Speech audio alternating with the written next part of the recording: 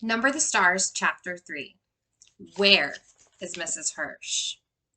The days of September passed, one after the other, much the same. Anne Marie and Ellen walked to school together and home again, always now taking the longer way and avoiding the tall soldier and his partner. Kirsty dawdled just behind them or scampered ahead, never out of their sight.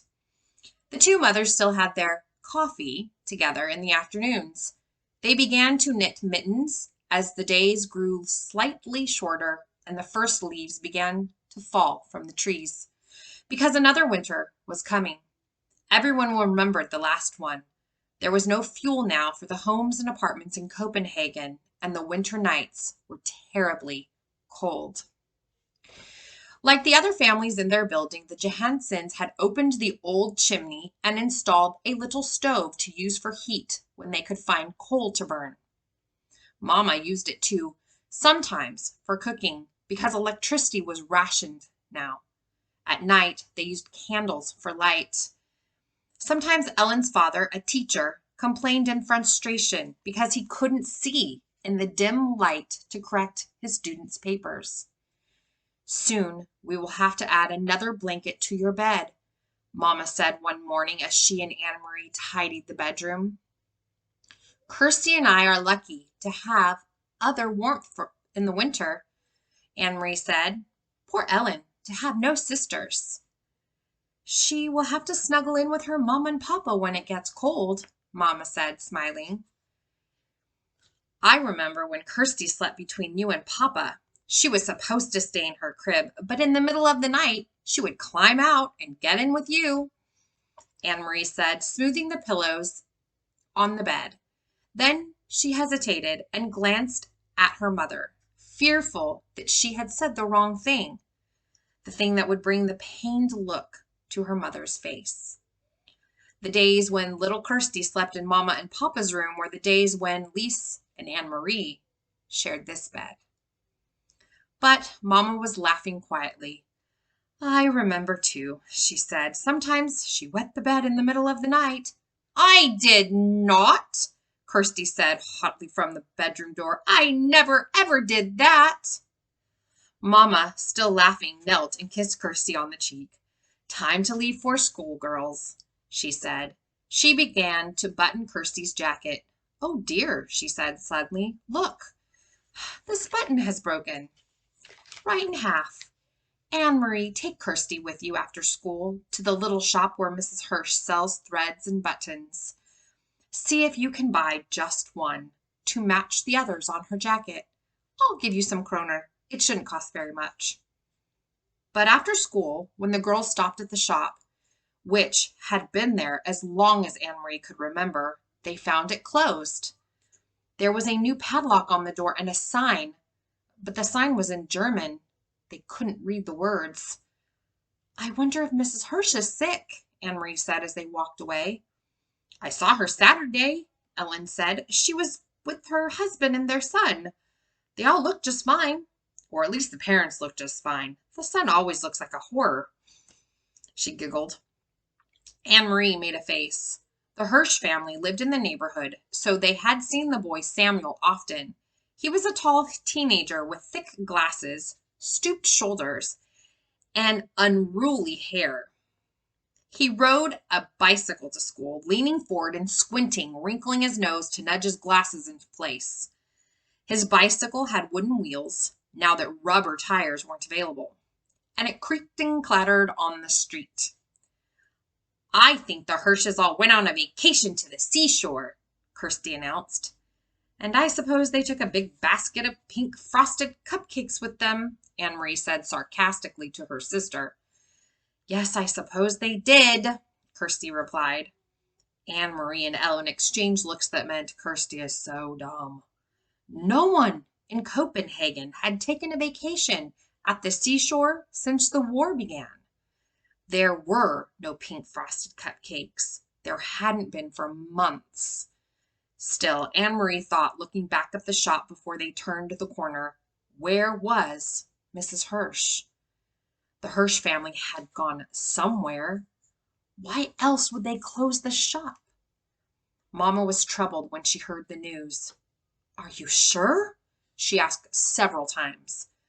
"We can find another button someplace," Anne-Marie reassured her. "Or we can take one from the bottom of the jacket and move it up. It won't show very much." But it didn't seem to be the jacket that worried Mama. "Are you sure the sign was in German?" she asked. "Maybe you didn't look carefully." "Mama, it had a swastika on it." Her mother turned away with a distracted look. "Anne-Marie, watch your sister for a few moments and begin to peel the potatoes for dinner. I'll be right back." "Where are you going?" Anne-Marie asked as her mother started for the door. "I want to talk to Mrs. Rosen." Puzzled, Anne-Marie watched her mother leave the apartment.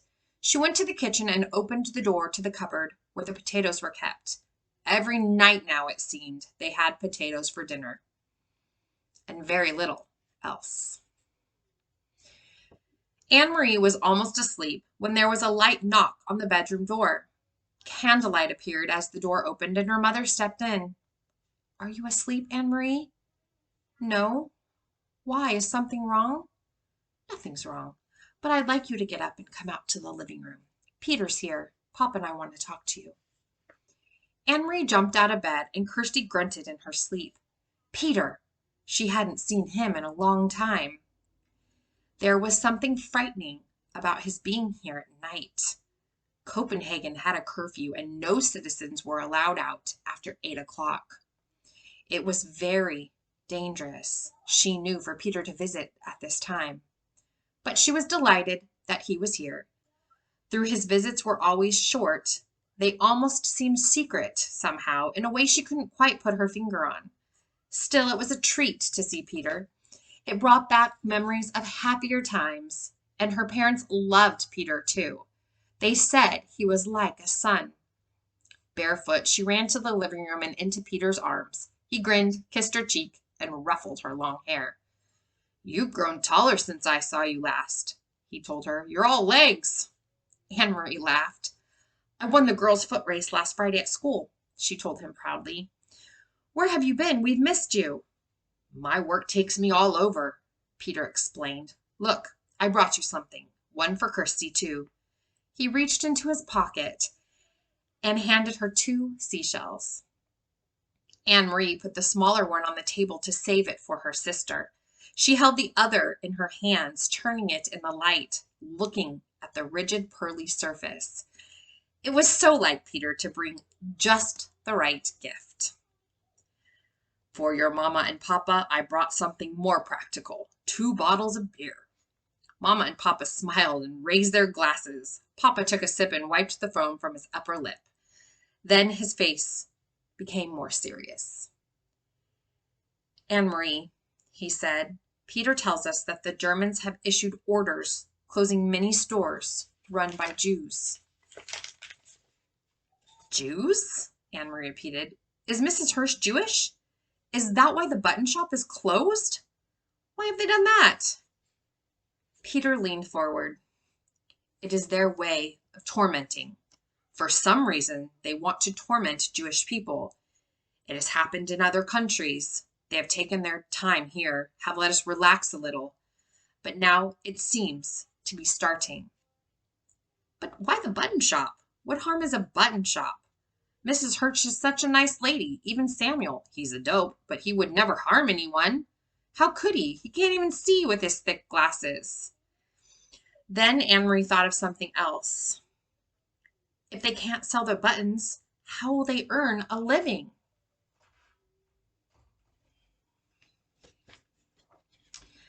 "Friends will take care of them," Mama said gently. "That's what friends do." Anne-Marie nodded. Mama was right, of course.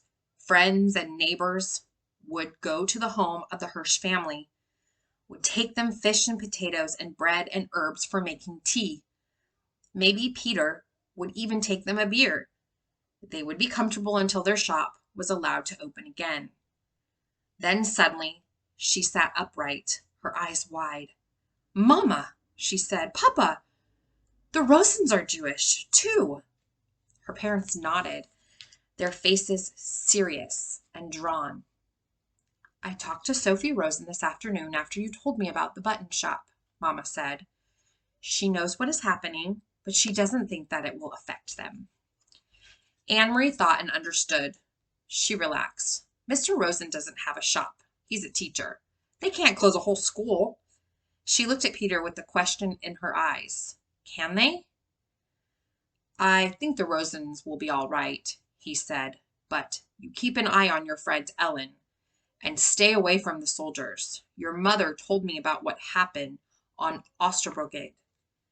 Anne-Marie shrugged. She'd almost forgotten the incident. "It was nothing. They were only bored and looking for someone to talk to, I think." She turned to her father. "Papa, do you remember what you heard the boy say to the soldier? That all of Denmark would be the king's bodyguard?" Her father smiled. "I have never forgotten it," he said. "Well," Anne-Marie said slowly, "now I think that all of Denmark must be bodyguard for the Jews as well." "So we shall be," Papa replied. Peter stood. "I must go," he said. "And you, Longlegs, it is way past your bedtime now." He hugged Anne-Marie again. Later, once more in her bed, beside the warm cocoon of her sister, Anne-Marie remembered how her father had said 3 years before that he would die to protect the king, that her mother would too, and Anne-Marie, 7 years old, had announced proudly that she also would. Now she was 10, with long legs and no more silly dreams of pink frosted cupcakes. And now she and all the Danes were to be bodyguard for Ellen and Ellen's parents and all of Denmark's Jews. Would she die to protect them? Truly? Anne-Marie was honest enough to admit, there in the darkness, to herself, that she wasn't sure. For a moment she felt frightened, but she pulled the blanket up higher around her neck and relaxed. It was all imaginary anyway, not real. It was only in the fairy tales that people were called upon to be so brave, to die for one another. Not in real life Denmark. Oh, there were the soldiers, that was true, and the courageous resistance leaders, who sometimes lost their lives, that was true too. But ordinary people like the Rosens and the Johansons, Anne-Marie admitted to herself, snuggling there in the quiet dark, that she was glad to be an ordinary person who would never be called upon for courage. Chapter 3, Number the Stars.